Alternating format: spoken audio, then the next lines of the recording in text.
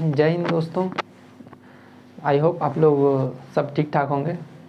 आज हम लोग का टॉपिक है एस्ट्रोनॉमी का दूसरा क्लास है हम लोग का। तो आज हम लोग देखेंगे बेसिकली आकाशगंगा के बारे में, ठीक है, गैलेक्सी के बारे में, कि जानेंगे गैलेक्सी क्या होता है, किस चीज़ का बना होता है गैलेक्सी, या किस चीज़ का ग्रुप को गैलेक्सी बोला जाता है, ठीक है। तो हम लोग उसको देखेंगे। इससे पहले हम लोग देख चुके हैं तारों का निर्माण को देख चुके हैं, ब्रह्मांड के बारे में देखे हैं, ब्रह्मांड किसको बोलते हैं, ठीक है। तो हम लोग इसके बाद तारों का निर्माण को देख चुके हैं कि तारा का कौन कौन सा स्टेज होता है, उसके बाद चंद्रशेखर सीमा क्या होता है, इन सभी चीज़ों को हम लोग देख चुके हैं। तभी हम लोग मेनली देखेंगे आकाशगंगा, ठीक है। तारा को देखें, तारा हम लोग का आसमान में सबसे ज़्यादा है, ठीक है। उसी तारों का समूह को, जो तारों का समूह होता है, बहुत ज़्यादा अरबों तारों होता है, ठीक है, उस तारों का समूह को आकाशगंगा कहते हैं, ठीक है। जैसे एक आकाशगंगा होता है, एक आकाशगंगा में लगभग 100 अरब हम लोग का तारों का संख्या होता है आकाशगंगा में, ठीक है। जो आकाशगंगा का बात कर रहे हैं, तो आकाशगंगा इस तरह से मेनली होता है, ठीक है।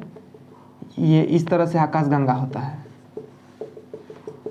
ये मेनली आकाशगंगा समझ लिए, ठीक है। इसका नाम, इसके बाद हम लोग देखेंगे कि देवयानी क्या है, मंदाकिनी क्या है, NGC 33 क्या है, ठीक है। तो मेनली अभी समझिए कि आकाशगंगा है, ठीक है।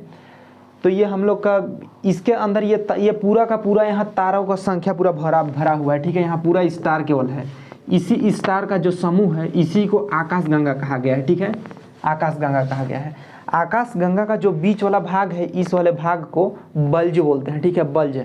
एग्जाम में पूछा हुआ है कि आकाशगंगा के बीच वाले भाग को क्या बोलते हैं, तो बल्ज बोलते हैं। बल्ज में किस चीज़ का सबसे ज़्यादा संख्या होता है, तो बल्ज में सबसे ज़्यादा संख्या तारों का होता है। जब तारों का जब अपना ये जो किनारा है, किनारा से जब तारों का जब घुमाव होता है, ठीक है, वो अपने स्थान से जब उन लोगों का भविष्य निर्धारित होने लगता है, ठीक है, उन लोगों जैसे जैसे उन लोग ईंधन खत्म होने लगता है, वो लोग धीरे धीरे घूमते घूमते बीच में आ जाते हैं, ठीक है। तो तारों का सबसे अधिक संख्या बल्ज में होता है, ठीक है। जो हम लोग का उसका ब्लैक होल होता है, जिसको हम लोग देख चुके हैं कि न्यूट्रॉन तारा देख चुके हैं, न्यूट्रॉन तारा देखे हैं, उसके बाद ब्लैक होल देख चुके हैं, और क्वेसर और पल्सर देखे हैं, ठीक है। तो हम लोग का मेनली जो ब्लैक होल है, ब्लैक होल बल्ज में पाया जाता है, ठीक है। एग्जाम में पूछा हुआ है कि ब्लैक होल कहाँ पाया जाता है, तो ब्लैक होल आकाशगंगा के बीच में पाए जाते हैं, यानी बल्ज में। और बल्ज में सबसे अधिक संख्या तारों का होता है, इस चीज़ को ध्यान रखिएगा, ठीक है। आकाशगंगा जो है, ये आकाशगंगा देख रहे हैं, इसका आकार सर्पिलाकार है, ठीक है। ये एग्जाम में पूछा हुआ है कि आकाशगंगा का जो आकार है किस तरह का है, तो उसको सर्पिलाकार बोलते हैं, ठीक है, स्पाइरल, ठीक है। तो इस सर्पिलाकार है। अब हम लोग देखते हैं, कुछ फैक्ट लिखा हुआ है यहाँ पर, ठीक है। एक चीज़ और, जैसे ये आकाशगंगा है, ये आकाशगंगा 12 बिलियन, ठीक है, 12 बिलियन वर्ष पूर्व हो चुका था इसका निर्माण, ठीक है, 12 बिलियन वर्ष पूर्व आकाशगंगा का। तो हम लोग देखेंगे कि आकाशगंगा क्या है, आकाशगंगा का क्लस्टर क्या है, सुपर क्लस्टर क्या है, तारामंडल क्या है, सौर मंडल क्या है, सूर्य, इस सारा चीज़ को देखेंगे अभी, ठीक है। तो हम लोग कुछ फैक्ट देख लेते हैं। आकाशगंगा, ब्रह्मांड में तारों के असंख्यक समूह को आकाशगंगा कहते हैं, यानी गैलेक्सी कहते हैं, ठीक है। गैलेक्सी कहने से आप कंफ्यूज नहीं होइएगा, इस चीज़ का बहुत ज़्यादा मिथ है कि गैलेक्सी कहने से सैमसंग गैलेक्सी नहीं, ठीक है। गैलेक्सी यानी आकाशगंगा को ही गैलेक्सी बोला जाता है। तो गैलेक्सी, आकाशगंगा में तारों का असंख्यक समूह को आकाशगंगा कहते हैं, और कुछ नहीं है आकाशगंगा, ठीक है। अब किस आकाशगंगा के अंडर में हम लोग आते हैं उसको भी देखेंगे। आकाशगंगा का आकार सर्पिलाकार होता है। आकाशगंगा के मध्य को बल्ज कहते हैं, ठीक है, इसको याद रखिएगा, आकाशगंगा के मध्य को बल्ज कहते हैं। बल्ज में ब्लैक होल पाए जाते हैं। बल्ज में तारों की संख्या सबसे अधिक होती है। आकाशगंगा के अंदर वाला भाग में 100 अरब तारों की संख्या होती है, या उससे ज़्यादा ही लगभग में बात किया गया है। आकाशगंगा का निर्माण 12 बिलियन वर्ष पूर्व हुआ था। सुपर क्लस्टर किसको बोलते हैं, क्लस्टर किसको बोलते हैं, सुपर क्लस्टर किसको बोलते हैं, ठीक है, इसको भी देखेंगे। सुपर क्लस्टर कहने का मतलब 3 आकाशगंगा को बनाया जाता है, ठीक है। एक आकाशगंगा, दूसरा आकाशगंगा, तीसरा आकाशगंगा, ठीक है। इसको मिलाकर हम लोग का बनता है सुपर क्लस्टर, ठीक है, इसको बोलते हैं सुपर क्लस्टर। एक है तो क्लस्टर हो गया, और तीन को मिला के सुपर क्लस्टर बनाया जाता है। तो किस तरह से सुपर क्लस्टर बनाया जाता है, उसमें होता क्या है, देवयानी क्या है, मंदाकिनी क्या है, मंदाकिनी बेसिकली हम लोग रहते हैं उसमें, और NGC-33 क्या है, उन सभी को हम लोग देखेंगे। और हम लोग का जो आकाश सुपर क्लस्टर है उसमें कौन कौन सा आकाशगंगा है उसको भी देखेंगे। तो हम लोग मेन अब आगे देखते हैं।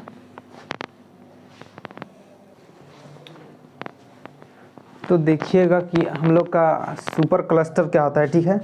सुपर क्लस्टर किसको बोला जाता है, तो सुपर क्लस्टर में 3 आकाशगंगा आते हैं, ठीक है।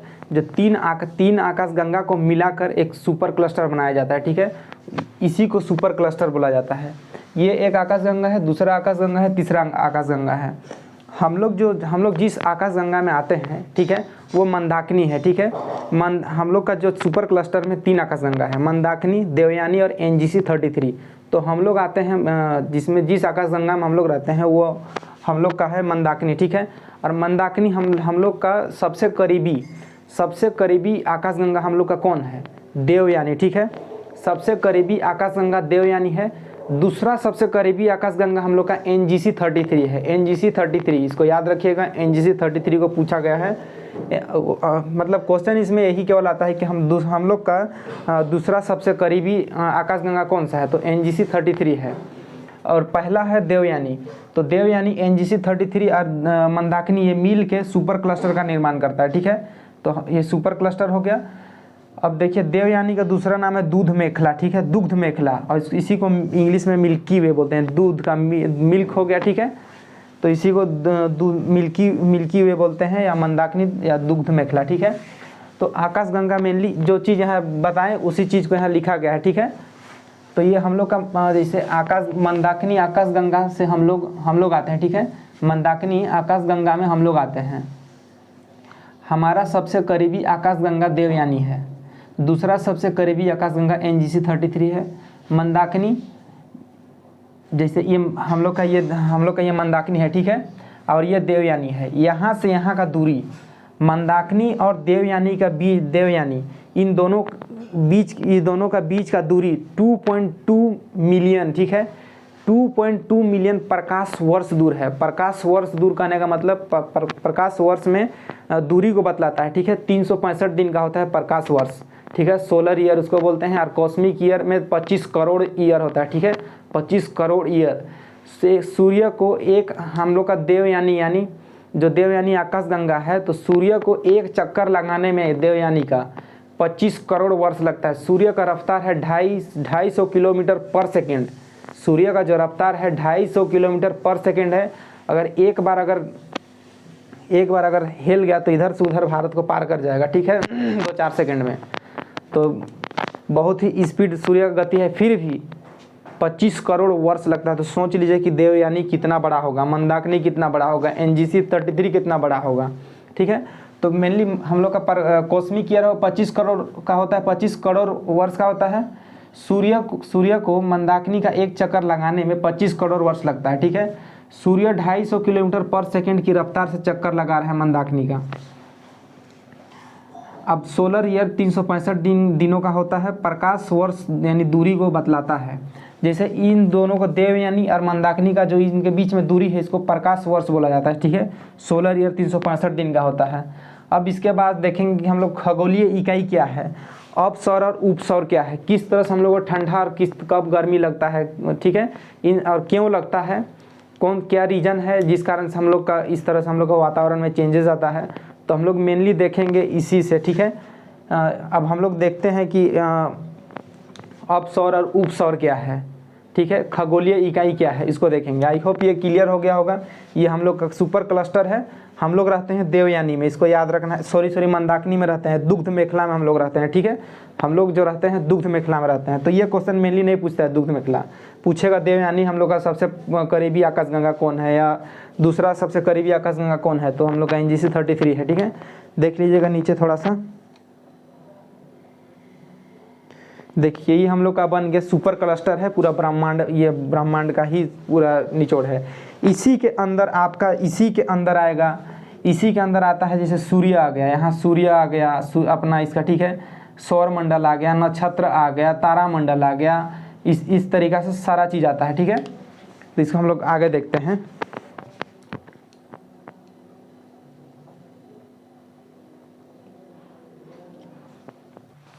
तो अब हम लोग देखते हैं खगोलीय इकाई को, ठीक है। एस्ट्रोनॉमिकल यूनिट, एस्ट्रोनॉमिकल यूनिट क्या होता है, यानी खगोलीय इकाई। जो हम लोग का हम लोग का सूर्य हो गया और ये पृथ्वी हो गया, ठीक है। पृथ्वी अपना ऑर्बिट में घूम रहा है, ठीक है। ये पृथ्वी और सूर्य का जो बीच का दूरी है, ठीक है, उसको मापा जाता है, ठीक है।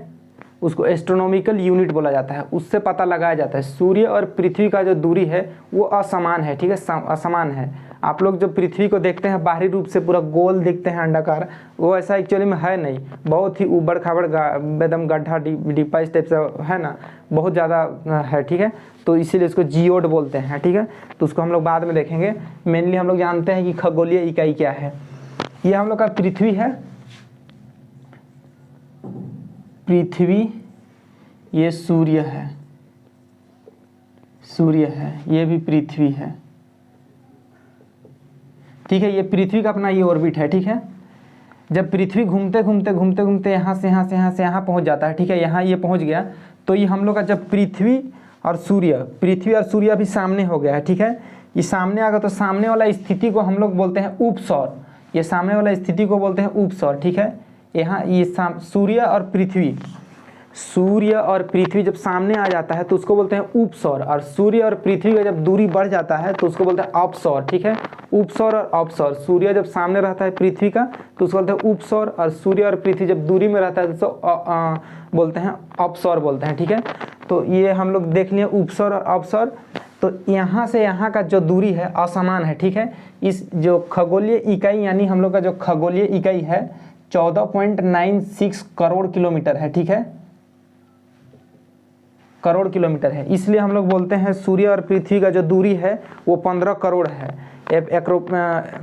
अप्रोक्सीमेट हम लोग ले लेते हैं, ठीक है। ये 9 पॉइंट, इसको हम लोग अप्रोक्सीमेट करते हैं तो हम लोग का ये 5 हो जाता है, ठीक है। तो इसीलिए हम लोग इसको बोलते हैं 15 करोड़, ठीक है। यहाँ से लेकर वहाँ तक सूर्य तक 15 करोड़ किलोमीटर दूरी है बोलते हैं, ठीक है। लेकिन एक्चुअली में दूरी है 14.96 करोड़ किलोमीटर, ठीक है। तो हम लोग का ये खगोलीय इकाई हो गया। एग्जाम में खगोलीय इकाई पूछा गया तो इसी को टिक कर दीजिएगा, ठीक है।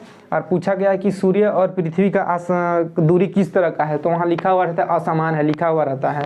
तो हम लोग इसको देख लेते हैं। सेम चीज़ लिखा हुआ है यहीं। जब पृथ्वी और सूर्य सामने आ जाते हैं तो अपसौर की स्थिति कहते हैं, ठीक है, अपसौर। और जब पृथ्वी और सूर्य की दूरी में होते हैं तो उसे अपसौर बोलते हैं, ठीक है। अपसौर और उपसौर को मिलाने वाला जो ये रेखा है, ये जो रेखा है ये काल्पनिक रेखा है, ठीक है। एपिसाइट रेखा बोला जाता है, ठीक है। ये सूर्य और जो ये हम लोग का अपसौर, ये देखिए ये वाला है उपसौर और अपसौर, इन दोनों स्थिति को मिलाने वाला जो ये रेखा है, इस रेखा, ये काल्पनिक रेखा खींचा गया है, ठीक है। इसको समझने के लिए स्टडी में आसान होगा इसलिए खींचा गया है। इसको बोला जाता है एपिसाइट रेखा, ठीक है। ये रेखा है एपिसाइट रेखा।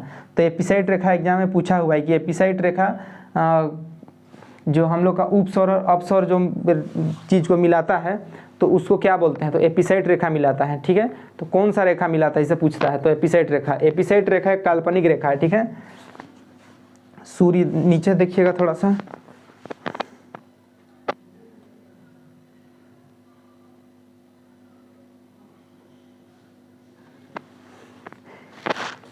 एपिसाइट रेखा काल्पनिक रेखा है। सूर्य और पृथ्वी का दूरी असमान है, ठीक है, इसको ध्यान रखिएगा, असमान है, जिस कारण पृथ्वी एक एवरेज लिया गया है, ठीक है। जैसे एक क्लास में जैसे हिंदी का स्टूडेंट 50 है, इंग्लिश का स्टूडेंट 20 है, साइंस का 15 है, तो कितना लड़का है कितना लड़की है, ठीक है, उसको कितना उसका मतलब मार्क्स को कंपेयर किया जाता है, ठीक है।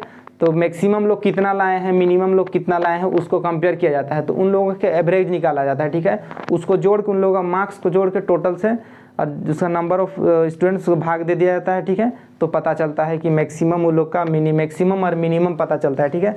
तो इसी तरह हम लोग का सूर्य और पृथ्वी का जो दूरी है उसको एवरेज निकाला गया है। तो खगोलीय इकाई 14.96 करोड़ किलोमीटर है, यानी 15 करोड़ कह सकते हैं। अब हम लोग का है ये देखिए पूरा ब्रह्मांड जो हम लोग का है, पूरा ब्रह्मांड है, इसको ध्यान से देखिएगा, ये जो ये बनाए हैं फिगर, ये पूरा ब्रह्मांड है, ठीक है। अभी पूरा हम लोग देख ली, ये पूरा ब्रह्मांड है, ठीक है। अब ब्रह्मांड के अंदर सब चीज़ है, सब चीज़ जितना भी तारा बताए हैं, तारा बता दिए हैं, आपका सूरज है, चांद है, जितना भी एस्ट्रॉयड है, ठीक है, उल्का पिंड वगैरह सारा चीज़ यही है, नक्षत्र वगैरह, ग्रह उपग्रह, ये सब चीज़ यही है ब्रह्मांड में, ठीक है। तो इसी को बोलते हैं ब्रह्मांड। एकदम ऊपर देख लीजिए इसे करके, ठीक है। तो ये ब्रह्मांड हो गया। ब्रह्मांड में ही तारों का हम लोग का आकाशगंगा है। आकाशगंगा किसको बोलते हैं? तारों का असंख्यक समूह का आकाशगंगा बोलते हैं। ब्रह्मांड में आकाशगंगा है, तारामंडल है, नक्षत्र है, सौरमंडल है, सूर्य है, ठीक है। तो देखिए सबसे पहले हम लोग देखते हैं आकाशगंगा। आकाशगंगा के अंदर क्लस्टर यानी सुपर क्लस्टर, उसके बाद आकाशगंगा आता है, ठीक है। उसके बाद हम लोग का तारामंडल आता है, ये तारामंडल आता है। उसके बाद नक्षत्र आता है, उसके बाद सौरमंडल आता है, उसके बाद सूर्य आता है। सौरमंडल कहने का मतलब कि जो सूर्य का आसपास का जितना भी ग्रह है उसको सौरमंडल कहा जाता है, ठीक है। सूर्य का जितना भी नज़दीक में है कहने का, उसका प्रकाश में करीब, प्रकाश के करीब में आता है उसके एरिया में, तो उसको बोलते हैं सौरमंडल। तो अभी हम लोग क्लियर करेंगे कि सौरमंडल, नक्षत्र, तारामंडल, आकाशगंगा, क्लस्टर, ब्रह्मांड, इन सभी को हम लोग अभी क्लियर करेंगे। तो अभी हम लोग देखते हैं मेनली ठंडा हम लोग को क्यों लगता है, गर्मी क्यों लगता है, उसको देखेंगे, ठीक है।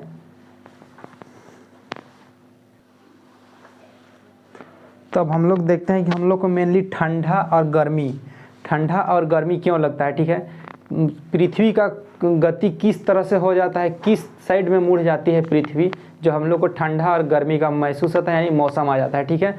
तो हम लोग मेनली देखते हैं पृथ्वी को, जो हम लोग का जनवरी, दिसंबर और नवंबर, दिसंबर, जनवरी जो ठंडा का मौसम आ जाता है वो किस कारण से आता है, या जून जुलाई में गर्मी का मौसम आता है तो किस कारण से वो गर्मी का मौसम आता है, ठीक है।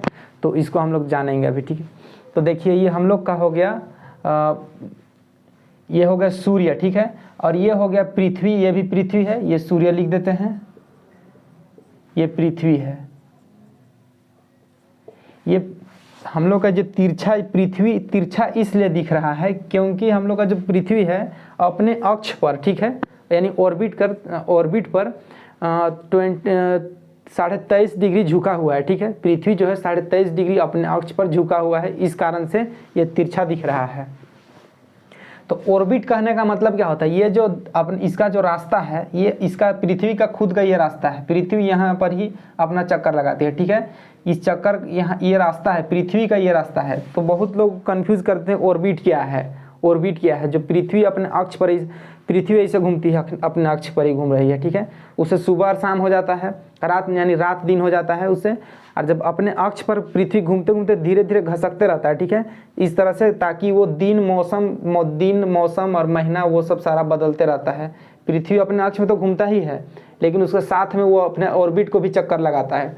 तो इसी तरह से देखिए ये यहाँ था, ठीक है। मान लीजिए यहाँ है पृथ्वी, यहाँ से चक्कर लगा, इस तरह से चक्कर लग रहा है, ठीक है। ये ऐसे ही रहेगा, ये चक्कर लगते इस तरह से यहाँ पहुँच गया, ठीक है। तो ये जगह सूर्य है और पृथ्वी, ये दोनों सामने आ गया, तो ये हम लोग का उपसौर का स्थिति है, ठीक है। उपसौर और अपसौर गोली मारी, अभी पृथ्वी और सूर्य एक जगह हो गया।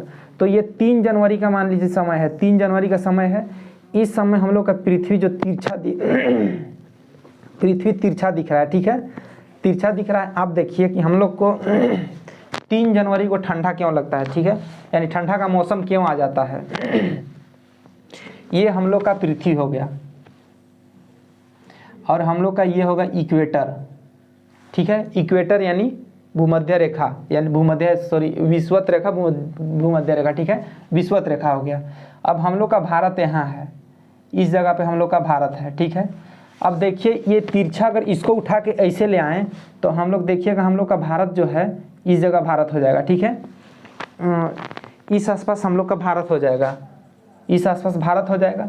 तो भारत ऊपर हो गया, ठीक है, ऊपर हो गया। और नीचे वाला हम लोग का ये जो हम लोग का ऑस्ट्रेलिया हो गया, ये सब हम लोग का इस साइड में आ गया, ठीक है। तो आप देखिएगा ध्यान से, तो भारत ऊपर हो गया तो सूर्य का रोशनी इधर नहीं पहुंचता है, सूर्य का जो किरण है यहाँ तक तो नहीं पहुंचता है, जिस कारण से इधर ठंड का मौसम आ जाता है और इधर गर्मी का मौसम रहता है। तो ये आई होप आप लोगों को ये गर्मी का मौसम समझ में आ गया। 3 जनवरी, ठीक है, ये 3 जनवरी का समय है। 3 जनवरी को 3 जनवरी को उपसौर का स्थिति आता है, सूर्य तिरछा होता है, ठंडा का मौसम आ जाता है, पृथ्वी अपने अक्ष पर 23.5 डिग्री झुका हुआ है, ठीक है। अब देखिए गर्मी का मौसम, इसी तरह से घूमते घूमते अपने अक्ष में ही घूमते सुबह शाम इस रात दिन इसमें भी होते रहेगा, ठीक है। फिर से घूमते घूमते घूमते घूमते घूमते इस जगह पर पहुंच गया, ठीक है। अब इस पृथ्वी को ऐसे उठा के लाइए, ठीक है, ये ऐसे उठा कर लाइए। यहाँ पर अभी भारत है, ठीक है, यहाँ भारत है, तो इसको ऐसे उठा कर लेते लाइए, तो भारत अभी देखिएगा इस जगह पे भारत हो जाएगा, इस आसपास भारत हो जाएगा, ठीक है। तो अब देखिए भारत को सीधा धूप मिलेगा, अभी जो सूरज का किरण है सीधा मिला एकदम, यहाँ से सीधा मिल रहा है, तो जिस कारण से गर्मी का मौसम आ जाता है। तो ये 4 जुलाई का समय है, ठीक है, 4 जुलाई। तो क्वेश्चन आता है सूर्य और पृथ्वी का जब दूरी में रहता है तो कौन सा दिन होता है, यानी कौन सा महीना होता है, ठीक है, कौन सा डेट का होता है, तो 4 जुलाई का आता है। वो अपसौर का स्थिति 4 जुलाई को होता है, उपसौर का 3 जनवरी को। 3 जनवरी को ठंड का मौसम मेनली उसको माना गया है, ठंड का मौसम, ठीक है। उस समय ठंड का मौसम रहता है इधर हम लोग का भारत में बहुत ज़्यादा। और ये 4 जुलाई को सूर्य सीधा होता है, गर्मी का मौसम होता है, ठीक है। अब ये समझ में आ गया होगा कि ठंडा और गर्मी क्यों होता है। पृथ्वी तो अपने ऑर्बिट में परिक्रमा कर ही रहा है, ठीक है, और उसके बाद परिक्रमा करते करते वो अपने ऑर्बिट को भी करता है, जिस कारण से हम लोग का ये रात दिन तो होता ही है, लेकिन ये अपना ऑर्बिट को भी 365 दिन को भी तो पूरा करना है इसको, तो ये हम लोग 365 दिन को पूरा करता है, ठीक है, इसी तरह से घूम के। तो इसी तरह से हम लोग का ठंडा और गर्मी हो जाता है। अब हम लोग का ये देखिए, ये हम लोग का मंदाकिनी है, ये मंदाकिनी है, यानी हम लोग जिस आकाशगंगा में आते हैं तो ये हम लोग का मंदाकिनी है। मंदाकिनी में देखिएगा ध्यान से, हम लोग का जैसे इस जगह हम लोग बना देते हैं यहाँ पर सूर्य, ठीक है, ये हो गया सूर्य, ये हो गया हम लोग का पृथ्वी, ठीक है। हम लोग का पृथ्वी से सबसे नज़दीक तारा कौन सा है, सूर्य भी एक तारा है, ठीक है, सूर्य भी एक तारा है जो कि सामने है इसलिए बहुत बड़ा दिखता है, ठीक है। तो पृथ्वी से सबसे नज़दीक तारा सूर्य को बोला जाता, सूर्य है, ठीक है। और पृथ्वी से दूसरा सबसे नज़दीक तारा प्रोक्सिमा सेंचुरी है, ठीक है, प्रोक्सिमा सेंचुरी। और तीसरा सबसे साइरस यानी डॉग स्टार, वो सबसे चमकीला तारा है, साइरस यानी डॉग स्टार उसको बोलते हैं। तो इस जगह पर है प्रोक्सिमा सेंचुरी, ठीक है, ये प्रोक्सिमा सेंचुरी हो गया। अब ये इस जगह हो गया साइरस तारा यानी डॉग स्टार हो गया। तब देखिए ये हमसे यानी पृथ्वी से सबसे करीबी तारा सूर्य हो गया, हमसे दूसरा सबसे नज़दीक प्रोक्सिमा सेंचुरी है, साइरस तारा को डॉग स्टार कहा जाता है, यह सबसे चमकीला तारा है। सूर्य का सबसे करीबी तारा प्रोक्सिमा सेंचुरी है। हम जैसे पृथ्वी से सबसे करीबी तारा है सूर्य, ठीक है, लेकिन हम लोग का दूसरा उसके बाद प्रोक्सिमा सेंचुरी है। तो ये सूर्य है और ये प्रोक्सिमा सेंचुरी है और ये हम लोग का साइरस है, ठीक है। तो ये जो सूर्य है और ये जगह प्रोक्सिमा सेंचुरी है। तो क्वेश्चन पूछता है कि सूर्य का सबसे करीबी तारा कौन सा है, तो प्रोक्सिमा सेंचुरी। और सूर्य से दूसरा सबसे नज़दीकी तारा में कौन सा आता है, तो साइरस आता है, यानी डॉग स्टार ये आता है। डॉग स्टार सबसे चमकीला तारा है, इसको डॉग स्टार लिख देते हैं, डॉग स्टार। ये हम लोग का हल हो गया प्रोक्सिमा सेंचुरी